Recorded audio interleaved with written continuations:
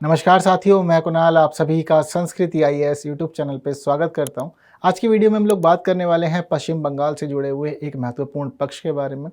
दरअसल लंबे समय से पश्चिम बंगाल सरकार, जैसे कि आप सभी जानते हैं कि ममता बनर्जी मुख्यमंत्री हैं, यह डिमांड कर रहे हैं कि हमारा जो राज्य है ना, राज्य का नाम बदल दिया जाए। इसके लिए यह अनेक कारण प्रस्तुत करते हैं, पर ये नहीं चाहते कि इनको पश्चिम बंगाल के रूप में जाना जाए। हाँ, डिमांड क्या है, वैसे तो अलग अलग समय अलग अलग नाम प्रस्तुत किए गए, लेकिन आज के समय में जिसको खास प्रायोरिटी मिली हुई है वह नाम है बांग्ला। यह चाहते हैं कि राज्य का नाम बदल के बांग्ला कर दिया जाए। ऐसी इन्होंने कई बार प्रस्ताव केंद्र सरकार को भेजे, लेकिन केंद्र सरकार ने अभी तक कुछ भी स्वीकार नहीं किया, क्योंकि महत्वपूर्ण निर्णय जो होगा वह तो केंद्र सरकार की तरफ से ही होगा। संविधान का अनुच्छेद 3 तो यही कहता है, और भारत वैसे भी राज्यों का संघ है, तो इस प्रकार के जो महत्वपूर्ण निर्णय होते हैं यह केंद्र सरकार ही ले पाती है। हाँ, राज्य प्रस्ताव दे सकता है, इसमें कोई दो राह नहीं है। अब यहाँ पर वही स्थिति है कि इन्होंने केवल प्रस्ताव भेजे हैं, केंद्र सरकार ने स्वीकार नहीं किया, जिस वजह से इन्होंने केंद्र सरकार को क्रिटिसाइज भी किया है कि आप विचार नहीं कर रहे हैं, ये भी गलत है और ज़रूरी है कि इस तरफ विचार करते हुए राज्य का नाम भी बदल दिया जाए। समझते हैं पूरा का पूरा मामला क्या रहा और क्या क्या स्थिति है, क्योंकि महत्वपूर्ण विषय है अपने आप में, और ऐसे प्रश्न पहले भी पूछे गए हैं। एक ऐसा ही प्रश्न वर्ष 2023 के प्री एग्जाम में पूछा गया था, आगे पूछने की संभावना, इसमें कोई दो राह नहीं है। और वैसे भी आयोग तो अनप्रेडिक्टेबल है ना, कुछ भी पूछ सकता है, वो उसकी मर्जी है। बस हमारा जो बनता है वह यही है कि एग्जाम में जाएं और जितना हो सकता है अपना बेस्ट दें और प्री को क्लियर करें, बाद में फिर मेंस की चीज़ें देखी जाएंगी। खैर, इस खंड से अगर आपके लिए कोई प्रश्न पूछा जाता है तो इस प्रकार से आएगा प्री में, तो आंसर कमेंट कर सकते हैं आप लोग, यदि अगर आप लोग को पहले ही आंसर पता है तो। वहीं साथ साथ ये बात भी ध्यान रखिएगा, पूरा टॉपिक खास है आपके मेंस एग्जाम की पर्सपेक्टिव से, तो चीज़ों को इस प्रकार से भी अरेंज कर लीजिएगा कि अगर मेंस में भी कुछ पूछा जाए तो आपको कोई परेशानी ना हो, आप लोग अच्छे से खुद को रिप्रेजेंट कर पाएँ। समझते हैं अभी की स्थिति क्या है। तो देखिए, पश्चिम बंगाल सरकार कई बार तो प्रस्ताव भेज चुकी है, साथ साथ में राज्य स्तर पर भी इन्होंने कई बार विधेयक को पारित कराया। जैसे कि वर्ष 1999 की बात है, 1999 में पश्चिम बंगाल के जो मुख्यमंत्री ज्योति बसु थे, उन्होंने पहली बार नाम बदलने के लिए प्रस्ताव रखा था। लेकिन उस समय जो विवाद था वह दो नामों में उठा, पश्चिम बांग्ला रखा जाए या फिर सिर्फ बांग्ला, क्या होना चाहिए। तो उसके बाद क्या हुआ कि चीज़ें फाइनल नहीं हो पाई, सेंट्रल गवर्नमेंट ने चीज़ों को जाना समझा नहीं, रुक गया। यह पहला मौका था जब राज्य की विधानसभा ने कोई ऐसा निर्णय लिया था। वहीं फिर दूसरी स्थिति देखिए, हम लोगों ने वर्ष 2011 में सरकार के पास एक प्रस्ताव भेजा गया, केंद्र सरकार के पास में कहा गया कि नाम बदल दो। जो प्रायोरिटी थी वह प्रायोरिटी मिली थी पश्चिम बंगा को और पश्चिम बंगो को। तो उन्होंने कहा कि नाम सूट नहीं कर रहे, अच्छे नहीं है, इसको भी सुधार की जरूरत है, और यहाँ पर केंद्र सरकार ने प्रस्ताव को खारिज कर दिया। अब क्या हो रहा है कि लगातार राज्य सरकार यह मांग कर रही है कि नाम बदलो, लेकिन नाम नहीं बदला जा रहा है। यह राज्य सरकार के लिए एक चिंतापूर्ण स्थिति बनी है, जिसको सुधारने की जरूरत है। अब क्या हुआ है कि ममता बनर्जी ने क्रिटिसाइज किया, क्रिटिसाइज करते हुए साथ साथ ये भी कह दिया है कि जब तक केंद्र में बीजेपी सरकार रहेगी तो नाम नहीं बदल सकता, तो बीजेपी सरकार के जाने के बाद ही नाम बदलेगा। वैसे तो साफ साफ सुनते हो पता लग रहा है कि ये जो लाइन है एक तरह से पॉलिटिकल ही है पूरी तरह से, और आने वाले चुनाव को प्रभावित करने का प्रयास है एक प्रकार से। जैसे कि 1999 का इनका प्रयास था, ठीक है, उस समय रुक गया। लेकिन अभी अगर हम 2011 वाला प्रयास देखें तो शुरुआत में यहाँ पता लगता है हम लोग को कि इस समय तो बीजेपी सरकार थी ही नहीं, है ना। कब आए मोदी जी? 2014 में आए। तो 2011 में अगर कांग्रेस चाहती तो उस मामले को एक्सेप्ट कर सकती थी, चीज़ों को आगे बढ़ा सकती थी, बट नहीं हुआ। 2014 से अब 24 हो गए हैं, 10 साल मोदी जी के। तो इस दौरान इस चीज़ों को देखा गया, जाना समझा गया या नहीं, उसको लेकर के कोई खास बातें भी क्लियर नहीं हुई है। बट क्यों राज्य सरकार चाहती है कि हमारा जो नाम है वह बदल दिया जाए, हमें बांग्ला कर दिया जाए, हम यही चाहते हैं। साथ साथ इन्होंने कहा कि पश्चिम का तो हमारे नाम के साथ में कोई महत्व अब रहा ही नहीं है। अगर हम भारत के सभी राज्यों की स्थिति समझते हैं तो इस प्रकार पश्चिम को नाम में शामिल करना पूरी तरह से अर्थहीन है, ठीक है। तो ऐसे ही कुछ बातें इन्होंने प्रस्तुत की जो उन्होंने चाहा कि सरकार सुने, जाने, समझे और उनका नाम बदल दे। जैसे कि पश्चिम शब्द अर्थहीन होना, मैं आपको पहले ही बता चुका हूँ, यह पहला विषय। दूसरा, अन्य राज्यों का नाम भी परिवर्तित होना। भारत का जब से गठन हुआ है, स्वतंत्र भारत जब से तैयार हुआ है, उसके बाद से हमने देखा कि अनेक राज्यों के नामों के साथ में छेड़छाड़ हुई है। उत्तरांचल को उत्तराखंड कर दिया गया है, उड़ीसा को ओडिशा कर दिया गया, ठीक। साथ साथ हम लोगों ने और राज्यों के साथ में भी यही स्थिति देखी कि जगह जगह पे नाम बदल दिए गए, छेड़छाड़ हुई है नामों के साथ में। तो इसी प्रकार से उन्होंने कहा कि जब अन्य राज्यों के नाम आप बदल रहे हैं तो क्यों ऐसा है कि बंगाल का नाम नहीं बदला जा सकता, इसका नाम भी बदला जा सकता है। तो इस तरफ भी विचार किया जाना चाहिए। कुछ और आधार दिए इन्होंने। पहला आधार इन्होंने ये बताया कि जब कभी भी कोई ऑफिशियल मीट होती है, केंद्र सरकार के साथ कहीं बैठक होती है, बातचीत होती है, तो राज्य के जो अधिकारी होते हैं उन अधिकारियों को इंतजार करना पड़ता है। क्यों? क्योंकि अगर हम सीक्वेंस देखें राज्यों का तो सबसे अंत में आता है वेस्ट बंगाल, और इस वजह से हम लोग को बहुत लंबा इंतजार करना पड़ता है, हमारे अधिकारियों को लंबा इंतजार करना पड़ता है, और जो कि ठीक नहीं है। अगर नाम बदल जाएगा तो फिर क्या होगा कि हम लोग की बारी जल्दी आएगी, हमारे अधिकारियों को बहुत अधिक इंतजार नहीं करना पड़ेगा। दूसरा कारण इन्होंने यहाँ पर यह भी बताया कि हमारे राज्य के जो छात्र हैं वह कहीं पढ़ने जाते हैं या फिर किसी प्रतियोगिता में पार्टिसिपेट करते हैं, तो भी राज्य का नाम वेस्ट बंगाल होने की वजह से उनको भी लंबा इंतजार करना पड़ता है, और कई बार ऐसा होता है कि वह लाभ लेने से चूक जाते हैं या फिर बहुत अधिक थक जाते हैं इंतजार करते हुए, जो कि वह अपना बेस्ट नहीं कर पाते। इसके साथ साथ इन्होंने यह भी एक आधार बताया कि जिस समय केंद्र सरकार वित्त का आवंटन करती है तो वित्त के आवंटन के दौरान वेस्ट बंगाल की बारी बहुत देर से आने के कारण जो वित्त होता है वह मुख्य रूप से बाकी राज्यों में बंट जाता है और वेस्ट बंगाल को नहीं मिलता। तो इसकी जितनी भी यह बातें थी इन सब के लेकर के फिर केंद्र सरकार ने भी अपना पक्ष प्रस्तुत किया।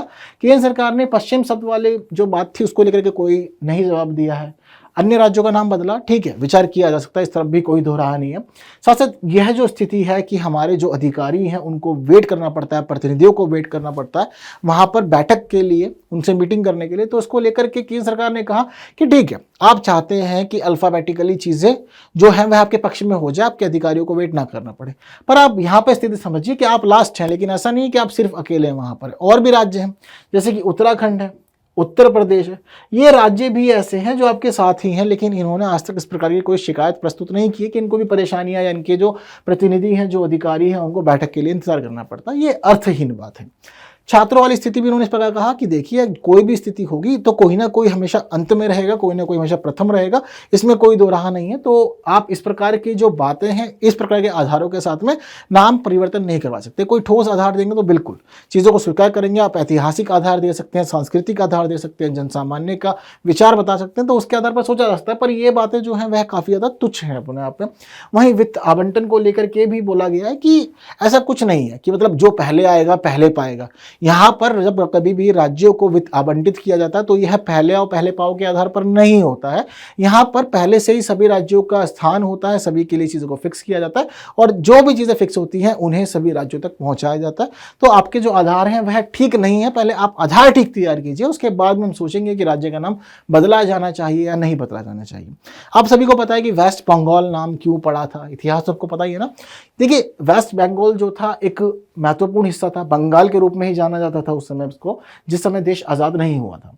लेकिन आज़ादी के समय यह भी ठन गई कि भारत के अंदर ठीक है, हम चाहते हैं कि मुस्लिमों के लिए अलग क्षेत्र बने और साथ साथ में जिसको हम लोग पाकिस्तान कहेंगे। लेकिन क्या हुआ कि जब देखा गया कि मुस्लिम बहुल क्षेत्र क्या है, तो पता लगता है कि भारत के दो अलग अलग ऐसे प्रांत थे जो मुस्लिम बहुल थे। तो पंजाब का एक हिस्सा मुस्लिम बहुल था जो पाकिस्तान बन गया। वहीं हम देखते हैं दूसरी स्थिति कि बंगाल का भी एक हिस्सा मुस्लिम बहुल था, जिसको शुरुआत में पूर्वी पाकिस्तान और जो आज का एक्चुअल पाकिस्तान है उसको पश्चिमी पाकिस्तान के रूप में जाना जाता था। अब जिस समय यह बंगाल का विभाजन हुआ था तो उस समय जो पूर्वी पाकिस्तान का हिस्सा बना था उस स्थान को ही शुरुआत में पूर्वी बंगाल के रूप में जाना जाता था। बाद में वह पूर्वी पाकिस्तान बना और आज के समय में उसको हम लोग बांग्लादेश के रूप में जानते हैं। जनरली सीधा अर्थ है इसका कि बंगाल लोगों का देश। वहीं पाकिस्तान, जिसको पश्चिमी पाकिस्तान कहा जाता था, बाद में वह सिर्फ पाकिस्तान ही रह गया। तो यह इसका इतिहास था। अब हमारे पास जो टुकड़ा बचा बंगाल का, वह शुरुआत से पश्चिम बंगाल के रूप में ही रिकॉग्नाइज हुआ और आज तक वह पश्चिम बंगाल के रूप में ही रिकॉग्नाइज होता आ रहा है। कोई परिवर्तन नहीं हुआ है, कोई छेड़छाड़ नहीं हुई है। हालांकि ममता बनर्जी की अगर हम बात को समझे तो इस बात में बिल्कुल एक खास पहलू यही है कि बंगाल के नाम के साथ में पश्चिम जोड़ देना बिल्कुल भी न्याय संगत नहीं है।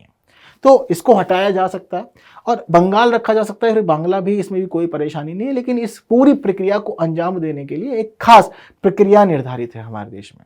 तो वह प्रक्रिया जब पालन होगी तो ही चीज़ें व्यवस्थित हो सकती है, अदरवाइज नहीं हो सकती है। क्या है वह प्रक्रिया?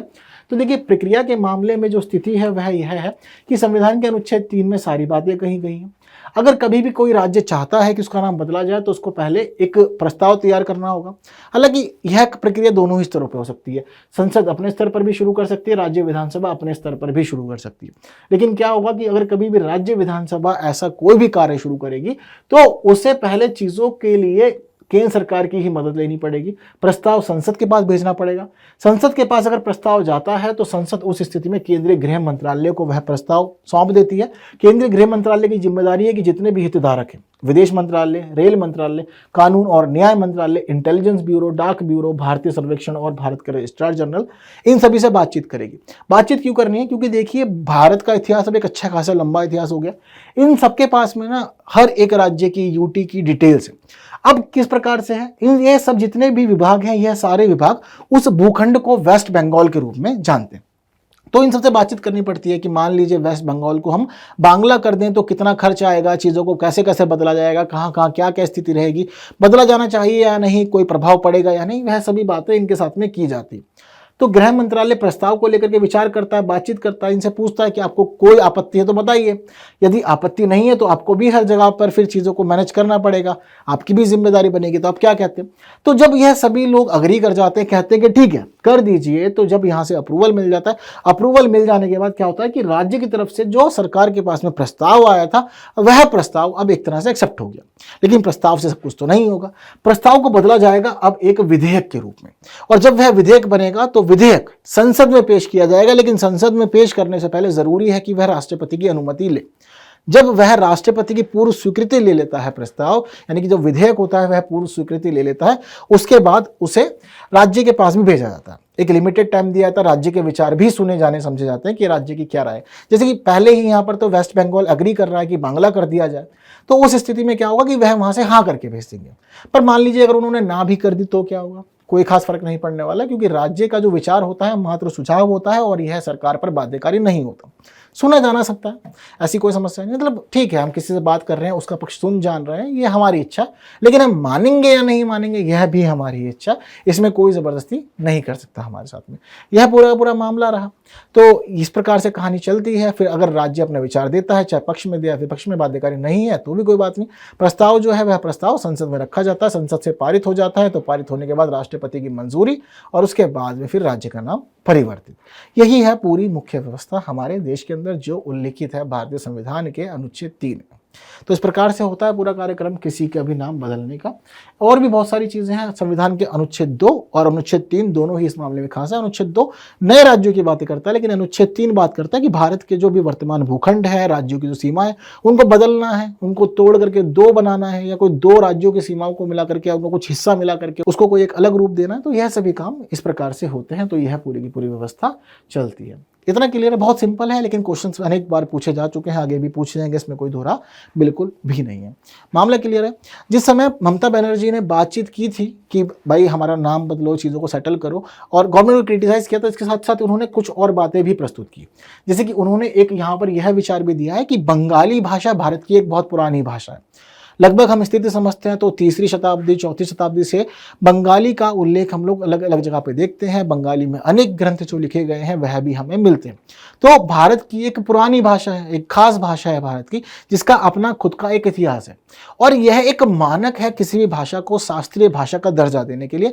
लेकिन आज तक बंगाली भाषा को शास्त्रीय भाषा का दर्जा नहीं मिला। हम केंद्र सरकार से दरखास्त करते हैं कि बंगाली को शास्त्रीय भाषा का दर्जा दिया जाए और भारत की 7वीं शास्त्रीय भाषा बनाई जाए। अभी वर्तमान में 6 हैं हमारे पास में। ठीक है, इतना क्लियर है मामला।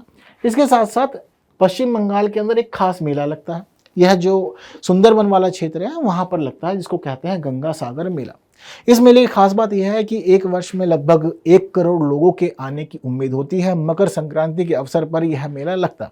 यह मैं इसलिए भी बता रहा हूँ क्योंकि अनेक बार हमने मेलों के प्रश्न देखे हैं जो पूछे गए हैं, और बहुत बार लोग ध्यान नहीं देते, चीज़ों को मिस कर देते, तो अंक कट जाते हैं। तो याद रखिएगा, गंगा सागर मेला लगता है पश्चिम बंगाल में मकर संक्रांति के दिन।